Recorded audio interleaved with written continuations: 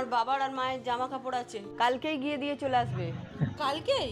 হ্যাঁ, তোমার বাবা মা আমাকে কিনে দিয়েছিল, আমি তাদের কিনে দেবো না নাকি? তাই তো, আমি আবার কারো ঋণ রাখতে পছন্দ করি না। বলছি শোনো না, খুব না বাবা মার কথা মনে পড়ছে। জানি আগের মাসে গিয়েছিলাম, যদি মাকে গিয়ে আবার বলি মা খুব রাগ করবে না? তাই তো না, এই তো গেলে আগের মাসে, হ্যাঁ 1-2 মাস পরে যাবে। তাই ना हो के भी करीब तू हमेशा पास था। বৌমা, তুমি সব সময় সহজ কাজগুলো করবে নাকি? রুটি আমি করছি, তরকারি তুমি বসাও। হ্যাঁ তাই তো।